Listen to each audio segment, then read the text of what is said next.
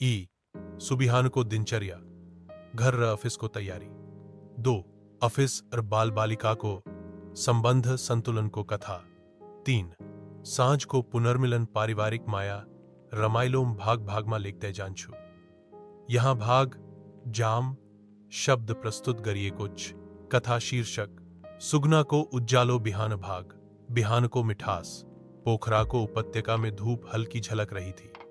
आकाश में काले नीले बादल थे, लेकिन मौसम बहुत ही सुखद था। सुबह 6 बजे का अलार्म बजते ही सुगंधा ने आंखें खोली। आज सोमवार है, ऑफिस जाना है, गिरिक और युग को भी तैयार करना है, उन्होंने मन ही मन सोचा। सुगना पोखरा के एक निजी बैंक में सहायक प्रबंधक थी। काम में व्यस्त होने पर भी घर, बेटों और अपनी दिनचर्या को बहुत अच्छी तरह से संतुलित रखती थी। वह आत्मनिर्भर, प्रगतिशील और अत्यंत प्यार देने वाली मां थी। सुगना का घर 3 कमरों का फ्लैट था। एक शयनकक्ष, एक बैठक, रसोई और एक छोटा बच्चों का खेलने का कमरा। रसोई से चाय बनाने की गंध आ रही थी। वह बिस्तर से उठी।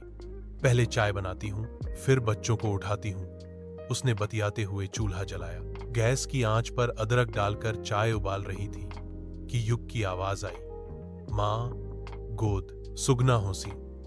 उस छोटे से स्वर से उनका दिन उजला हो जाता था। आया बेटा, मेरा छोटा राजा उठ गया, आ गोद में। युग छोटा पांडा टेडी पकड़े दौड़ता हुआ आया। उसी समय 5 साल का गिरिक भी लपक कर उठा।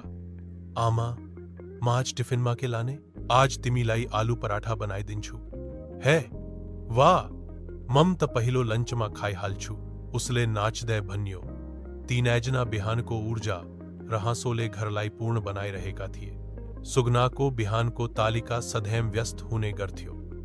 जारादीस नुहाउने, बच्चा हरूलाई नुहाउने, नास्ता, चा प्रसाद, बच्चों को डे केयर ड्रॉप, बैंक जाने की तैयारी।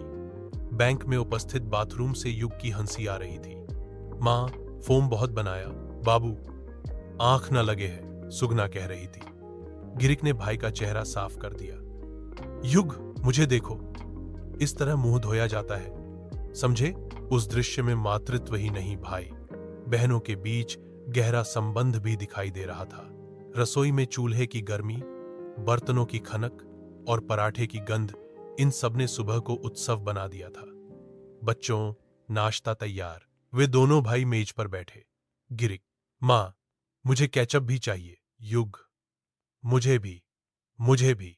सुगना, लल्ल्याए, उनीहरू बिहाने देखी हांसदे थिए। कुरा गर्दे, चट्टारोमा नास्ता गर्दे। तेसायबेला रेडियो नेपाल 8 बजे को गीत सुगना को कानमा पस्यो। नया बिहान, नया आशा लिएर। उनले मनमने भनीन, साच्चे हरेक बिहान मेरो लागी नया आशा हो। अब डे केयर प्रस्थान। सुगना ने बेटों को साथ लिया। वे पोखरा के प्रसिद्ध सुनौलो बाल निकेतन में जाते थे। वहां अनुभवी शिक्षक थे, बच्चे आनंदित होते थे। गेट पर पहुंचते ही गिरिक ने कहा, मां, मैं आज कविता सुनाऊंगा, है ना? वाह मेरे राजकुमार, बहुत बढ़िया। युग, तुम भी अच्छा करना, है ना? युग ने मोमबत्ती की तरह चमकते हुए मुस्कुराते हुए कहा, हां भन्यो। सुगनाले छोरा हारुलाई चुंबन गर्दय विदा गरिन, उनी कार तरफ लागिन। बैंक पुगने समय भैंस के को थियो। बिहान बैंक प्रवेश। सुगना आफ्नो काम को